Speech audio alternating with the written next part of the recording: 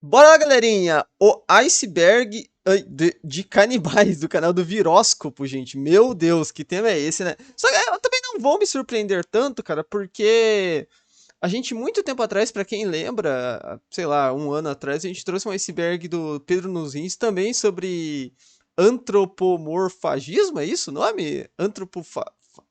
Sei lá, sobre comer de uma forma não legal as outras pessoas, né? Ah, e só que, cara, eu não lembro se aquele vídeo do Pedro. Na verdade, não lembro nada daquele vídeo do Pedro dos Rins. Só que a única coisa envolvendo esse tipo de coisa que eu me lembro, que vem na minha mente pensando, são os caras de Garanhuns, que a gente trouxe um vídeo uma vez. E. E o. E os tupinambás aí, né? Um povo nativo brasileiro aí que também fazia esse tipo de ritual, né? Mas, enfim, gente, acho que vai ser bem interessante. É o primeiro vídeo que eu tô trazendo nesse canal Viróscopo. Já vi que muitas pessoas pediram no passado vídeos de crimes reais dele. Eu posso trazer esses icebergs, cara, porque, sendo sincero com vocês, cara, eu não tenho uma cabeça muito boa, uma memória muito boa. E geralmente, principalmente em icebergs, porque eu sempre falei assim, cara, eu não vou trazer um iceberg de crimes reais que eu vou tomar spoiler das histórias. E daí, quando eu for trazer vídeos específicos dos casos, sabe, vai ficar chato. Só que, cara, sendo sincero com vocês, é que nem esse lance do Pedro nos Rins, cara. Minha memória, cara, ainda mais pra vídeos tão antigos, cara, eu sinceramente não me lembro mais, cara. É muito vídeo que eu vejo, então as coisas se misturam na minha mente e eu acabo esquecendo. Então acho que, se vocês quiserem, eu trago aí, mano, esses vídeos de crimes reais aí. Digam nos comentários se vocês queriam. Ele tem icebergs aí de casos brasileiros, esse tipo de coisa. Se vocês quiserem, eu trago. Depois a gente se interessar por algum caso, a gente traz um vídeo específico também, por que não? Não tem nada demais nisso também, né? Vários casos que eu trouxe aqui. É, eu já tinha um conhecimento antes, né, cara? Então, o que que tem, né, mano? Enfim, vamos ver qual é do vídeo, vamos ver se a gente se interessa, se o canal é maneiro e bora curtir o vídeo aí, tá bom? Se puder, deixa um like, se inscreva no canal, tem vídeo todo dia, meio-dia, 7 da noite. O link do vídeo original tem na descrição. Passe nada, deixa um like, se inscreva se possível, considere seu amigo do canal que vai estar me ajudando demais, tá bom? Esse vídeo vai estar saindo no horário, no sábado à noite. Hoje era pra estar saindo aqui no canal o vídeo do Zedim, da Leila e do seu irmão lá, que tem relações nem um pouco ortodoxas, né?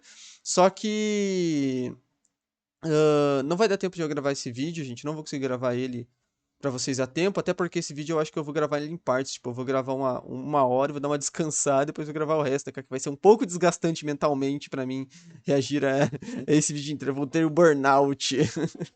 Não, de verdade, eu não vou conseguir gravar até hoje, até sábado de noite, por isso tô trazendo um vídeo mais curto pra vocês. Eu já tô gravando de manhã, como vocês veem, mano. E E provavelmente vai sair na segunda, só pra quem tá se perguntando, tá? Na segunda ou na terça eu vou postar esse vídeo. Mas pode ficar tranquilos que eu vou gravar esse vídeo dos irmãos aí, tá bom? Enfim, gente, vamos embora pra esse vídeo aí. Entre no servidor do Discord também, se puderem. E no meu canal 2 lá, que sempre tem vídeos novos, tá bom? Vambora, gente. Vambora para o vídeo. Pra mim, esse é um dos piores níveis que um ser humano pode chegar. E eu confesso que me deu até um certo embrulho no estômago enquanto eu tava Caraca, que é isso pesquisando na esse cara roteiro. dele? Mas, se você tem estômago forte, Uma tatuagem, isso? se prepara, você tá no canal Espero que não, Viróscopo e sinceramente. esse Todo, é o todo iceberg respeito, meu mano Viróscopo. Espero que isso não seja uma tatuagem, cara. de canibais. Oti Ok. Sanches.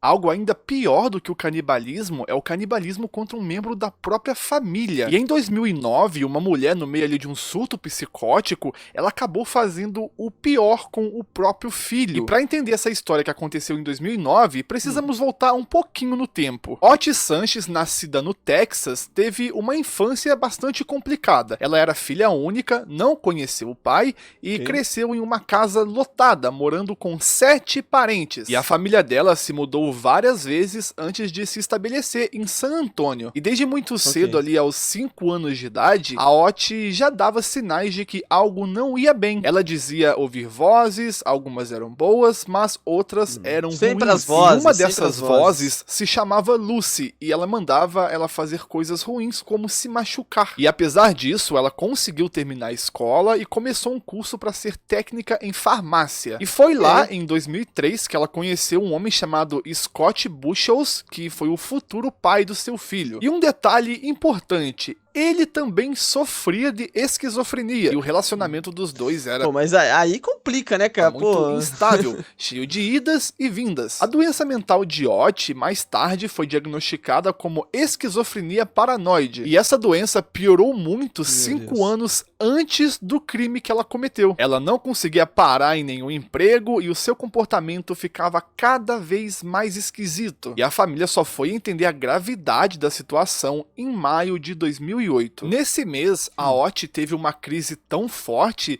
que ela precisou ser internada por 16 dias no Hospital Estadual de Austin. E essa foi a primeira vez que a família viu de perto o quão doente ela estava. Depois da alta, ela começou um tratamento ali num centro de saúde em San Antônio. Ela ia nas consultas e estava tomando corretamente os seus remédios. Ok, Mas em em setembro que momento vamos chegar nisso? 2008, que a gente tudo sabe que vai mudou. chegar. Esse centro de saúde avisou que, por cortes no orçamento, não poderia mais oferecer o tratamento gratuito. E a Ott não achou que conseguiria pagar e simplesmente parou de ir, e o caso dela foi arquivado. E essa interrupção no tratamento foi um ponto bastante crítico. Uma pessoa com esquizofrenia paranoide que já tinha sido internada ficou sem acompanhamento e sem remédios. E as consequências disso seriam pra dar certo, trágicas. hein? Nos meses seguintes, a Ott engravidou. E após o nascimento do bebê, o seu quadro mental meu amigo. piorou de vez. E ela foi diagnosticada com psicose pós-parto, que é uma forma grave. Alguém tira esse bebê dessa mulher, pelo amor de Deus, depressão cara. pós-parto, que Nossa, causa véi, alucinações já tô vendo onde e vai dar isso. delírios. E 9 dias antes do crime que ela cometeu, por causa ali dos efeitos colaterais, ela parou de tomar o seu principal remédio, que era o Risperdal. E ele ajudava rapaziada, tá achando que esse bebê vai virar papinha, muito a infelizmente. controlar a esquizofrenia dela. E a Ott tentou desesperadamente pedir ajuda. E 6 dias antes do crime que ela cometeu, uma conselheira chamada Luinda Combs percebeu que Ott estava em plena Combs?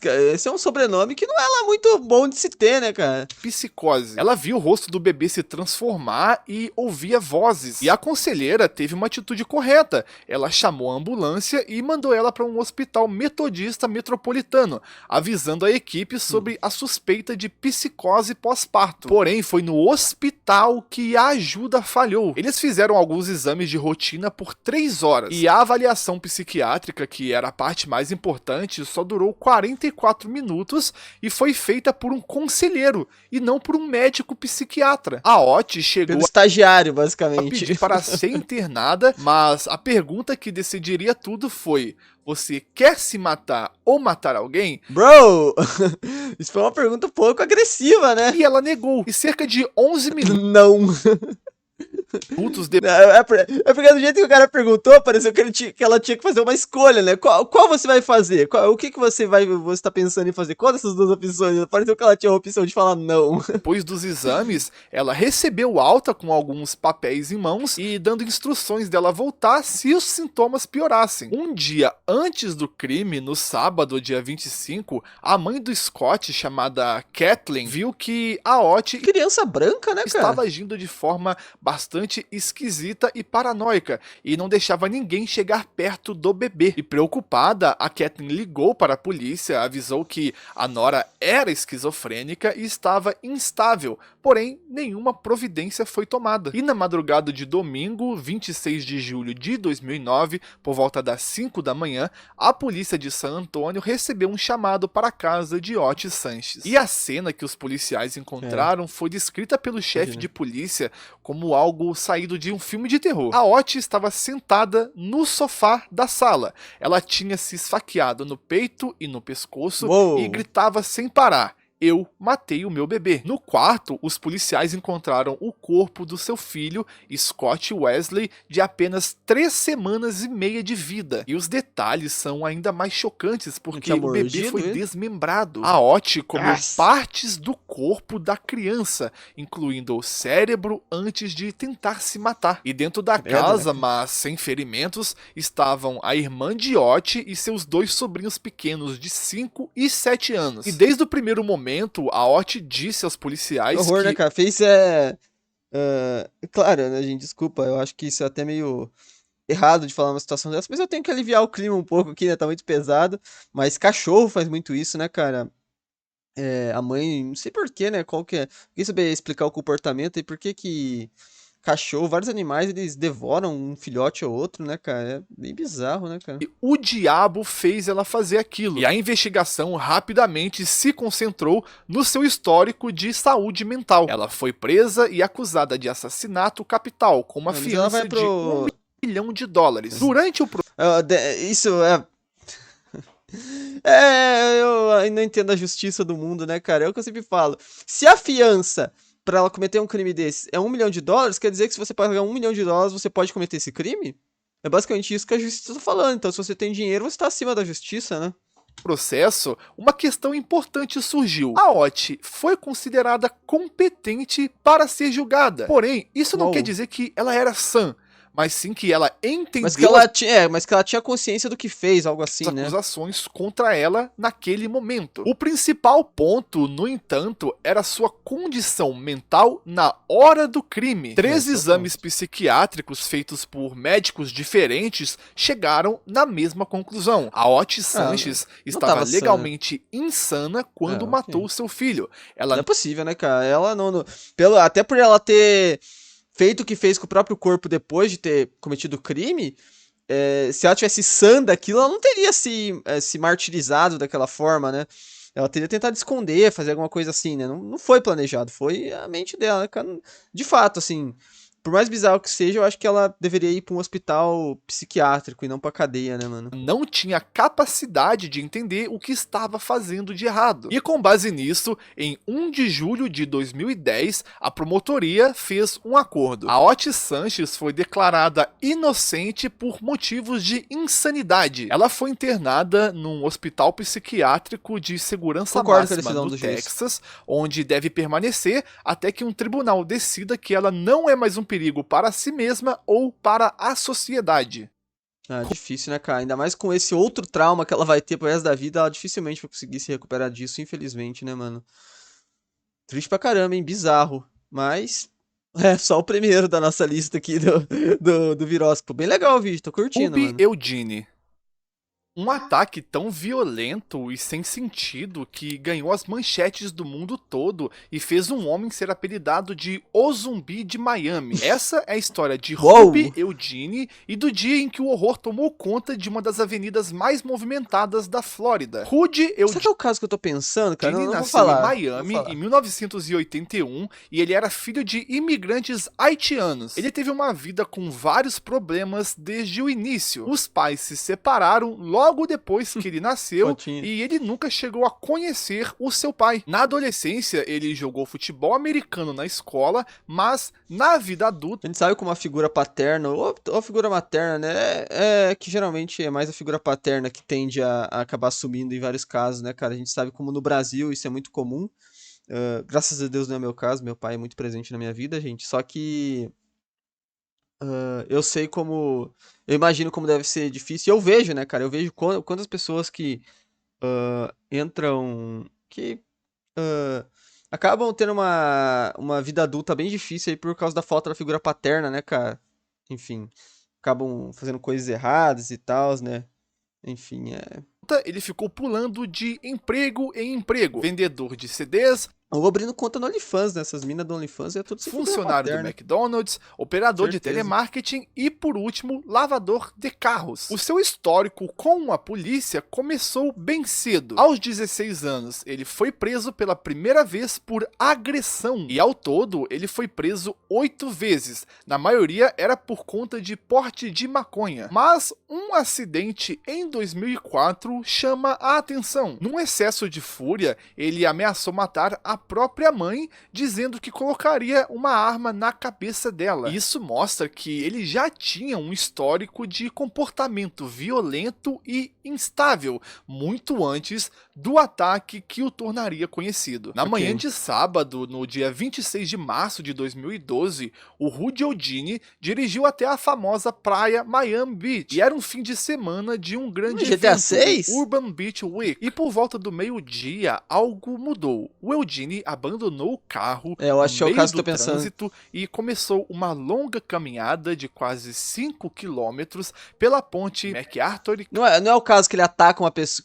Eu lembro desse caso, não sei se é esse, que o cara atacou uma pessoa e, tipo, comeu o olho dela, assim, tipo, do nada, no meio da rua, né, cara? Eu acho que é esse caso, mano. Causeway. Enquanto ele andava sobre o sol forte, ele começou a tirar a roupa, peça por peça, e a Bro. jogar os seus documentos fora. Quando a polícia encontrou o carro dele depois, achou dentro uma bíblia e 5 garrafas de água vazia. E por volta das Tava hidratado, pelo 1h55, menos. quase 2 horas da tarde, o Eugene, agora completamente nu, encontrou um homem deitado debaixo de um viaduto. O seu mendigo. nome era Ronald Popo. É esse caso mesmo, já vi o rosto desse cara, é de isso rua mesmo. de 65 anos. Que- E segundo o próprio Popo, que sobreviveu para contar, o Eugene se aproximou de forma amigável, mas logo ficou agitado. Ele reclamava de algo, acusou o Popo de ter roubado a sua Bíblia e de repente o atacou. E o que se seguiu foi um pesadelo de 10 minutos. O Eugene espancou o Popo até ele desmaiar e então começou tem a gravação morder disso? e arrancar pedaços do rosto do homem. Um ciclista que estava passando por ali, chamado Larry Vega, viu o horror e ligou para a polícia. Às 2h13, o policial José Rivera chegou. Ele deu ordem para o Eugene parar e as testemunhas dizem que o Eugene apenas levantou a cabeça, rosnou para o policial Uou. e voltou a morder o rosto da vítima. Então, o policial atirou. O primeiro Descarregou tiro nele. não parou o Eugene e foram necessários Caraca! mais disparos para finalmente encerrar o ataque. Que E o Rudy Eugene morreu no local. Já o Ronald Popo Bizarro, um surto maluco o cara teve mesmo, né? foi Como que levado pode, para o cara? hospital num estado gravíssimo. Ele perdeu entre 75% e 80% de seu rosto. O seu olho esquerdo foi arrancado e ele ficou completamente cego. A história dele, no entanto, é de uma força incrível. O Popo passou Ah, por ele vai meses mostrar a imagem do cara, né, mano? Eu vou me agoniar pra caramba, velho. de cirurgia de reconstrução. Não sei se quero ver isso E não, ele cara. não apenas sobreviveu,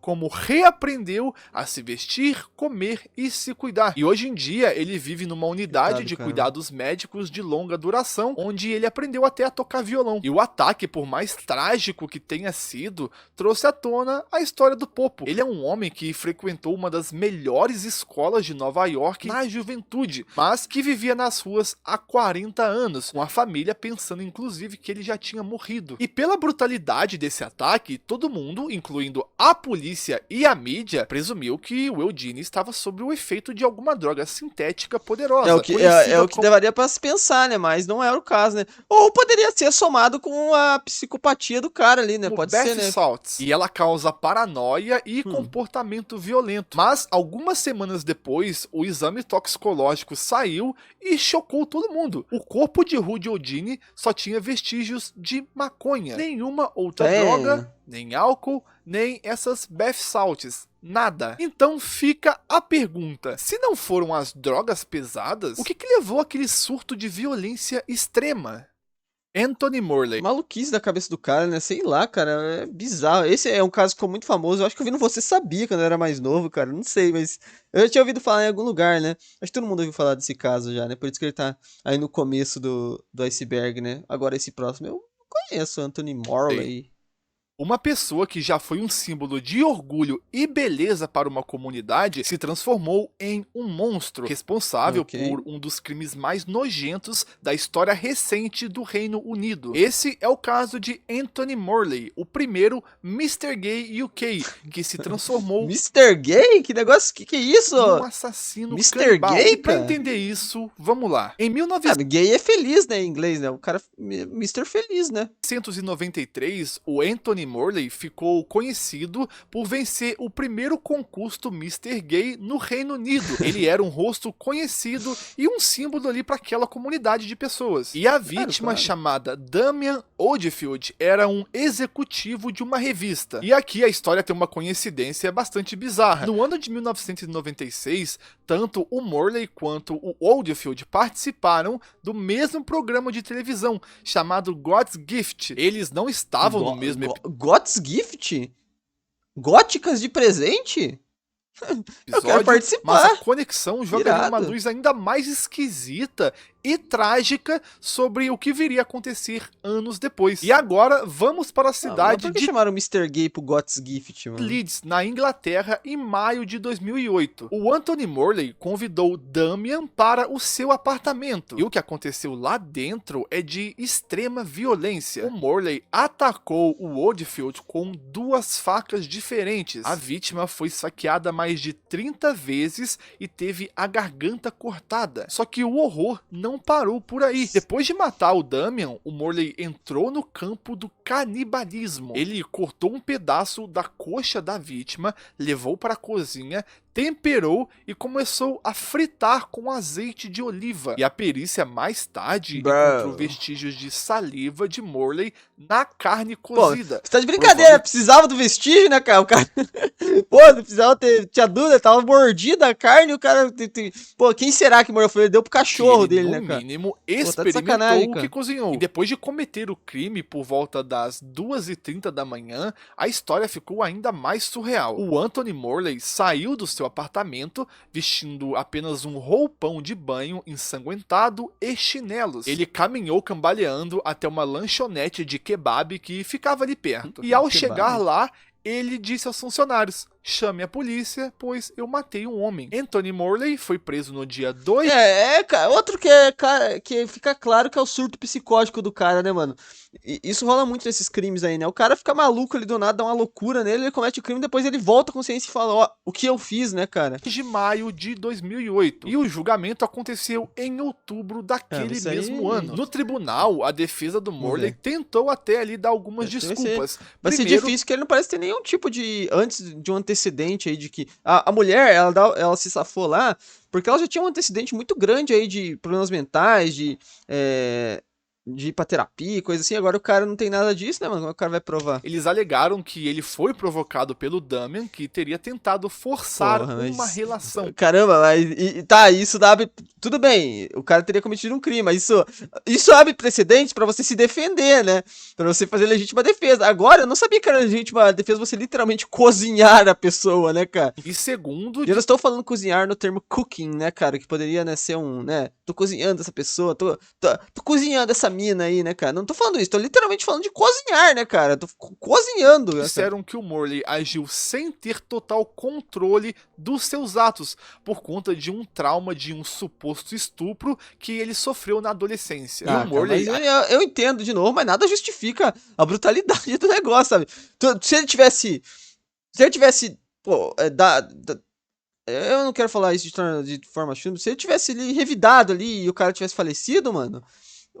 Tá, ele poderia argumentar isso, mas, pô, ele cozinhou o cara, mano. Ainda afirmou que não se lembrava de nada daquele ataque. O cara deu uma saboreada ainda. Não aceitou nada disso. Em 17 de outubro de 2008, o Anthony Morley foi considerado culpado pelo assassinato. Quando o veredito foi lido, as pessoas que assistiam no julgamento da galeria pública aplaudiram, mostrando ali o tamanho do choque e da repulsa que o caso tomou. O Morley foi sentenciado à prisão perpétua, com uma pena mínima de 30 anos antes dele poder recorrer em liberdade condicional. E o motivo exato por trás de tanta brutalidade talvez nunca seja... Não vou ficar tão bravo por isso, porque ele parece ter uns 40 anos, 30, 40 anos quando cometeu o crime. Se ele sair dessa cadeia, ele vai estar velho pra caramba. Totalmente conhecida. Sobreviventes dos Andes. Ok. Esse é o da Sociedade da Neve, do filme lá? Eu não assisti esse filme ainda, mano. Ele não é sobre um crime em si, loucura ou maldade, mas sim Uruguai, uma das mais incríveis e angustiantes histórias de sobrevivência que tem que ver esse filme, hein, cara. Vocês gostariam de que eu visse em live algum dia? Já viu. Vamos voltar para 1972, para o coração gelado da Cordilheira dos Andes. Essa é a história do voo 571 e do que ficou conhecido como o Milagre dos Andes. No dia 13 de outubro... Milagre pra quem sobreviveu. De 1972, um avião da Força Aérea Uruguaia decolou de Montevidéu. E a bordo estava 45 pessoas, incluindo os jovens jogadores de um time amador de rugby, junto com os familiares e amigos. E o destino era Santiago, no Chile. Mas por um erro de navegação, em meio a um tempo terrível, o avião bateu em um pico nas montanhas. As asas e a cauda se partiram e a fuselagem do avião deslizou por uma geleira e parou em um vale de neve completamente isolado, a mais de 3.600 metros de altitude. No impacto, 12 pessoas morreram. E é 12. Mas é doideira, cara, que é o pior lugar. A neve, cara, a neve junto com o deserto é o pior lugar possível, né, cara, pra um avião cair ainda, né, cara? Tipo assim, por isso, se você cai com um avião e sobrevive no meio da floresta, cara, você ainda pode dar um jeito de sobreviver ali, né, cara, de comer, né, cara? Somos animais, afinal, né? Mas no meio da neve, cara, você não tem nada, não cresce nada, não tem animais, não tem nada, cara, que você possa tentar sobreviver, né, cara? É só você e seus compatriotas, né, cara? Os E sobreviventes quem resiste mais. se viram em um pesadelo. Temperaturas congelantes, ferimentos graves, sem roupas adequadas e completamente sozinhos. E a carcaça do avião virou seu único e precário abrigo. E a pouca comida que havia nos destroços, ali algumas barras de chocolate, biscoitos e garrafas de vinho, acabou em poucos dias. E a fome acabou se tornando uma ameaça tão grande quanto o frio. E naquele lugar não tinha animais, não tinha plantas, não tinha absolutamente nada. E então veio o golpe final. Por um pequeno rádio do avião, eles ouviram a notícia que acabou com todas as esperanças deles. As buscas aéreas por eles haviam sido oficialmente canceladas. Cara, é muito antigo, né? Mas o avião não é pra ter um GPS, uma coisa assim, né, cara? Se quando cai no mar, eu até entendo. Mas, pô, o avião caiu na terra, né, cara? O bagulho não tem um rastreador aí. Pô, tô pensando aí, sei lá, 1900 e bolinha, né, cara? Porque para o mundo, eles hoje já em dia deve estavam ter, não é mortos. possível, né, Foi cara? nesse momento que uma ideia não tem a caixa preta que não quebra? Bota um GPS dentro da caixa preta, ué. terrível, porém necessária, surgiu. Para sobreviver, eles teriam que se alimentar dos corpos dos amigos que haviam morrido e que estavam preservados pelo gelo. Para aqueles jovens, a maioria católicos devotos, a ideia era repugnante. Houve debates, choros, orações, e como eles poderiam fazer aquilo? E foi um estudante de medicina chamado Roberto Canessa, E sabe o que é pior de tudo, cara? Que os caras não tinham nem como... Não sei se os caras nem conseguiram fazer uma fogueira, né, cara? Tiveram que comer cru os caras ainda, né, mano? os primeiros a defender que aquela era a única escolha lógica para não morrerem de fome. E é aqui que acontece um dos atos mais profundos de amizade e solidariedade. Muitos, sentindo ali que iam morrer, fizeram um pacto. Eles davam a permissão para que os seus corpos fossem usados para alimentar os amigos que sobrevivessem. E isso era uma forma de aliviar a culpa de quem ficasse vivo. O ato de comer carne humana, que eles preferem chamar de antropofagia para diferenciar, né, de um ataque selvagem, mas é a mesma coisa, cara. Era cercado de respeito. Os corpos ficavam em uma certa distância, cobertos por neve, e apenas algumas pessoas eram encarregadas da terrível tarefa de cortar a carne. E quando parecia que nada poderia piorar, na noite de 29 de outubro, uma avalanche de neve atingiu a fuselagem onde eles dormiam. E mais 8 pessoas morreram soterradas. E o desespero só aumentou. E a dependência dos não quero fazer piada com isso, mas vamos deixar o clima mais leve, né, cara? Pelo menos quem ficou vivo não passou fome a partir de agora, né? Corpos dos falecidos como a única fonte de vida se tornou ainda mais crucial. Depois de mais de 2 meses isolados, ficou claro que ninguém viria resgatá-los e eles teriam que se salvar sozinhos. Foi aí que 2 do grupo, chamado Nando Parrado e Roberto Canessa, decidiram fazer o impossível, que era atravessar a pé as gigantescas montanhas dos Andes. Mas eu ia falar isso agora mesmo, cara. Sendo sincero, cara, vai ser cruel o que eu vou falar. Eu não sei se foi isso que eles fizeram, pode ter sido, né? Mas eu acho que eles deveriam realmente ter mandado 2 caras pra tentar explorar. E, cara, vocês vão falar, não ia ter mantimentos, né, pra isso. Bota um dos corpos dos caras na mala e é isso, né, cara? E é o que tem, mano. É o que há. Andes em busca de ajuda. Não tem permissão? Então... Sem equipamento de alpinismo, usando apenas pedaços de carne humanas como alimento, então, eles exatamente o que fizeram, né? por 10 dias doideira, em condições bizarras. E finalmente, exaustos, eles chegaram a um vale e avistaram um homem. O seu nome era Sérgio Catalã, um pastor de ovelhas chileno. E a salvação havia finalmente chegado. O Catalã deu comidas a eles e cavalgou por horas horas para poder alertar as autoridades. E nos dias 22 e 23 de dezembro de 1972, Cara, fiquei com muita vontade de ver o filme agora, sendo bem sincero. Eu tô realmente com vontade, cara. 72 dias após o acidente, helicópteros da Força Aérea Chilena resgataram os 16 mas sobreviveu bastante gente ainda, sobreviventes. Cara. E quando a história Tinha quantos no avião mesmo? veio à tona, o mundo ficou em choque. Mas, aos poucos, o choque deu lugar à compreensão. Todos entenderam que eles fizeram o que era necessário para sobreviver. Não acho que alguém julga ninguém. Todo mundo faria a mesma coisa no mesmo lugar, né, cara? É sobrevivência, gente. É isso mesmo. Albert É assim que as coisas são, né, mano? Fish. Alguns criminosos são tão cruéis que seus nomes ecoam através da história. Já gravei um vídeo desse cara. Como sinônimo de maldade. E esse cara...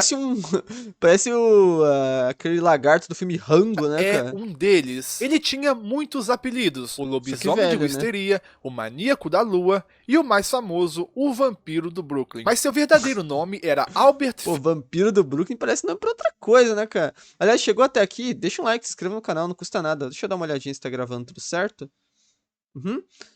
Deixa um like, se inscreva no canal, não custa nada, você vai estar me ajudando demais, tá bom? E por trás da aparência... E entra no server do Discord lá também. E recomenda vídeos aí, mano, que você gostaria de ver aqui no canal, tá? Que eu tô precisando. De um avô gentil e inofensivo, se escondia um dos monstros mais sádicos que já caminharam sobre a Terra. E para entender essa bizarrice do Albert Fish, precisamos voltar para sua infância, no final do século XIX. Nascido em 1870, ele perdeu o pai muito cedo e foi enviado pela mãe para um orfanato. E segundo o próprio Albert Fish, foi lá que a sua mente se arruinou. Ele via outros meninos serem espancados com frequência e começou a sentir uma fascinação doentia pela dor. Ele também sofreu abusos e humilhações no orfanato, mergulhando em um mundo de violência. Aos 12 anos, ele já praticava atos bizarros, como beber a própria urina e comer as próprias fezes. E aqui a história fica ainda mais...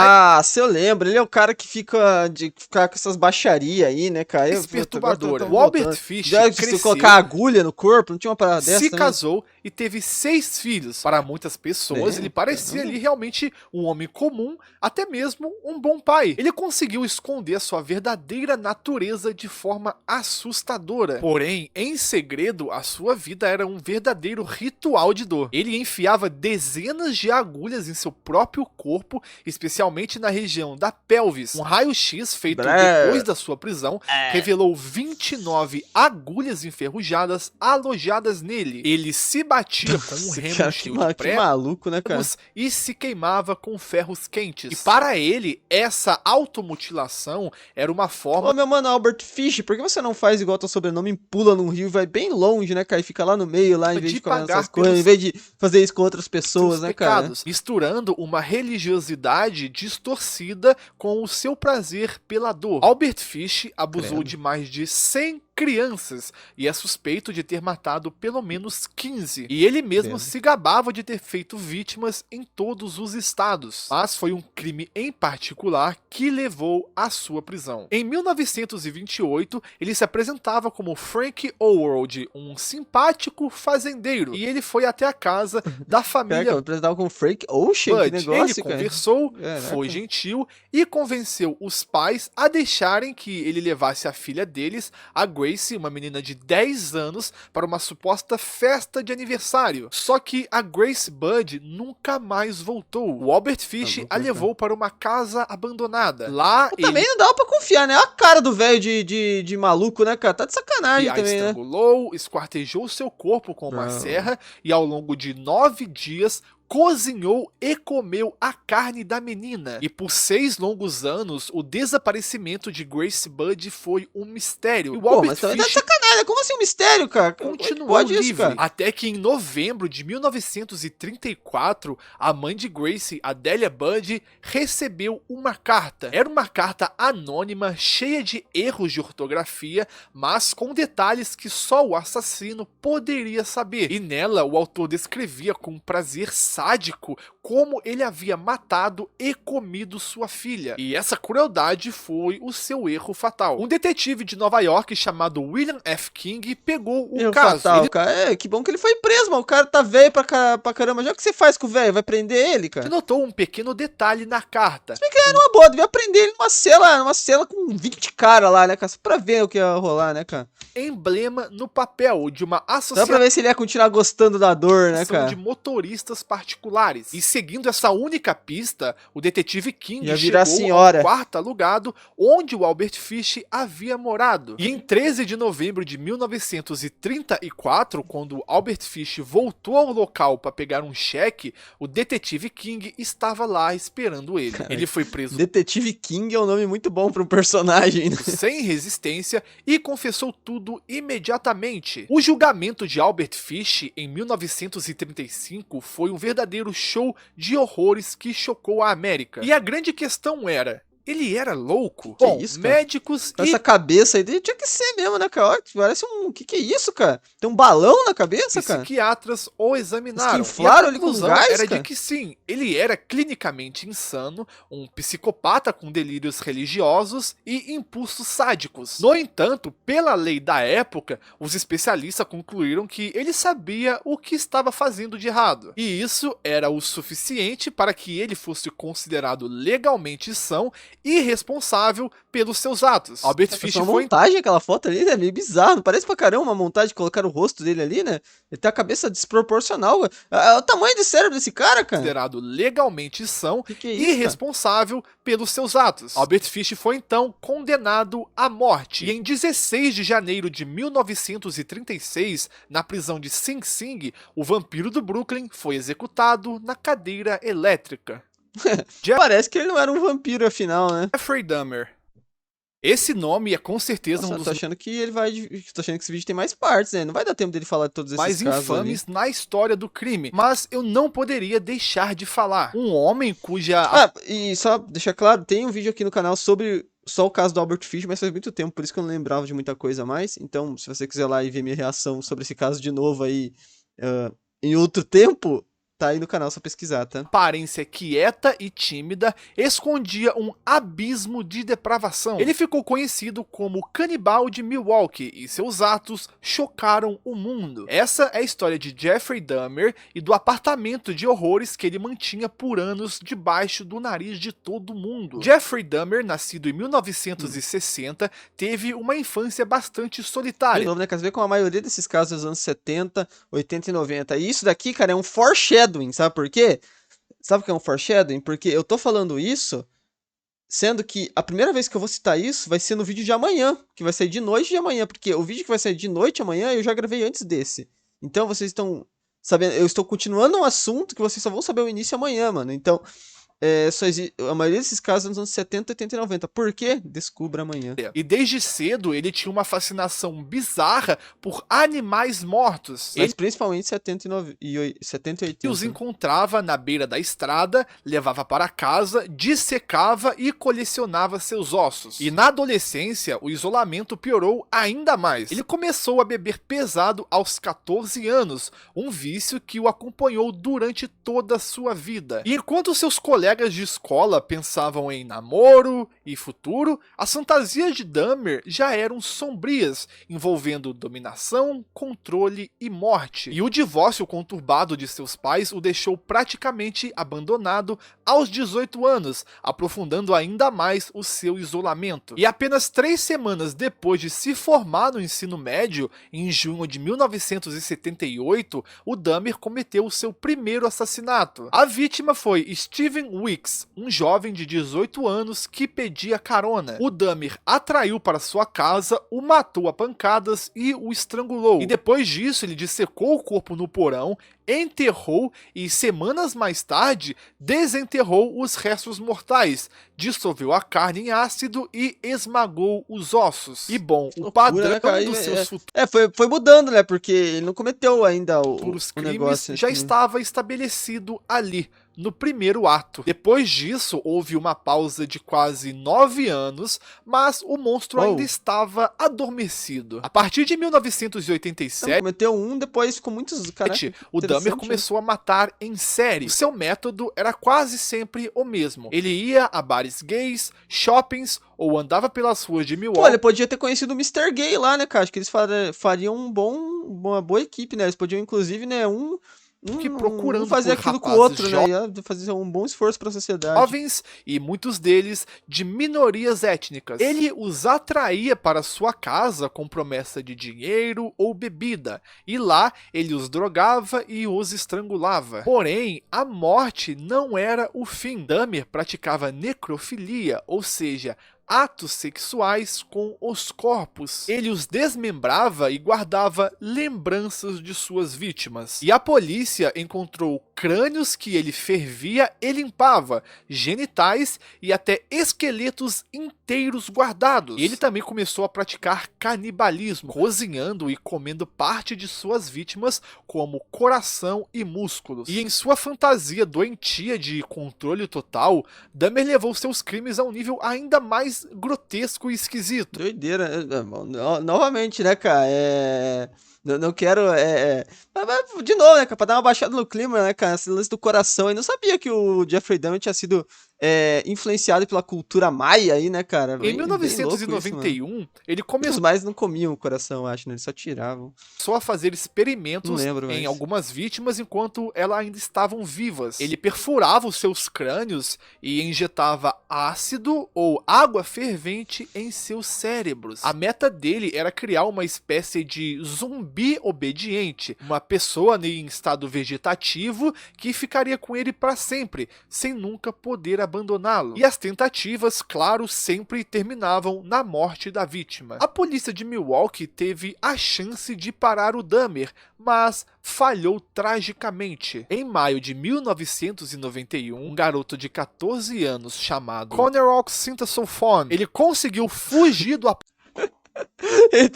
Ele não conseguiu falar no vídeo antes, travou no vídeo original, teve que colocar o áudio por cima apartamento depois. dele nu e sangrando. E os vizinhos viram a cena e chamaram a polícia. Só que quando os policiais chegaram, eles acreditaram na mentira do Dahmer, que disse que o garoto era o seu namorado adulto e que eles tinham apenas brigado. Os policiais levaram o garoto de volta para o apartamento e o entregaram nas mãos do seu assassino. E o Dahmer Caraca, que loucura isso, né, matou cara? logo em Caraca, seguida. bem zodíaco isso daí, né, cara? Essa carreira Meu de Deus. crime de Jeffrey Dahmer terminou em 22 de julho de 1991. Naquela noite, um homem chamado Tracy Edward, que Dahmer havia algemado e ameaçado com uma faca, conseguiu fugir e pedir ajuda a policiais na rua. E quando a polícia entrou no apartamento do Dahmer para investigar, a cena era bizarra e tinha um cheiro insuportável ali. Eles encontraram fotos polaroides de corpos desmembrados. Na cozinha havia 4 cabeças humanas. Na geladeira e no freezer,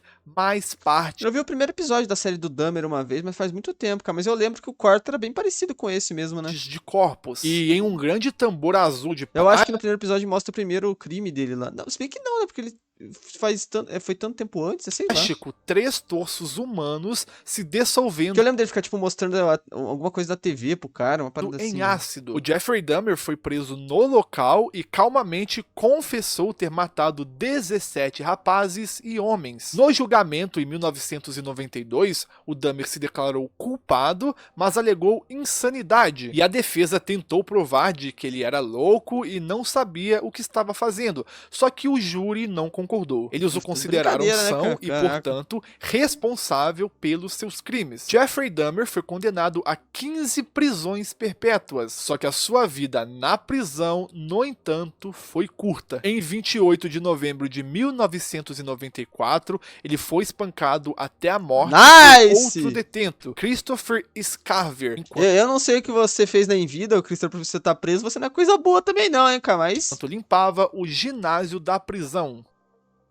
E é isso aí, galera, essa aqui foi a parte 1 do meu vídeo de canibais. O vídeo tinha dado 1 hora, só que eu decidi colocar ele em 2 partes, porque eu tô com Percebo. um pouco de receio aí desse tema bastante pesado, não sei como que o público vai abraçar isso aqui, então se você gostou, deixa o seu like, se inscreva Caso e que mais do ativa as México, é pesado. Ó, Esse cara aqui, né? Ele apareceu em algum vídeo Explicações, recente aqui porque do em canal. breve já vai sair a parte 2, provavelmente amanhã ou depois, dependendo do quanto o público vai abraçar isso aqui, porque eu tô com receio, beleza? Então, é isso Ok, e cara, muito bom vídeo, gostei pra caramba, achei bem legal o canal dele, gente. Se vocês quiserem, eu trago outros vídeos aí. Vocês sabem que eu gosto desses icebergs bem pesados. Quero ver que vocês, a opinião de vocês aí, se vocês curtiram esse vídeo, tá bom? Deixa aqui nos comentários e é engraçado. Não, é verdade, porque eu mudei. Eu ia postar esse vídeo no domingo de manhã, então ia ser bem no almoço aí pra vocês terem um. Pra vocês conseguirem almoçar bem tranquilo, né? Ouvindo essas coisas bem leves, né? Mas eu acabei mudando porque eu não vou fazer o vídeo da Leila e lá eu decidi postar no sábado à noite, né? Então não teve isso. É pra vocês jantarem assistindo esse vídeo aí, né, cara? Enfim, deixa a opinião de vocês nos comentários o que vocês acharam de cada um desses casos e se vocês gostarem de ver outros vídeos aqui, tá bom? Então deixa um like, se inscreva no canal, tem vídeo todo dia, meio-dia, 7 da noite. Tamo junto. É nóis.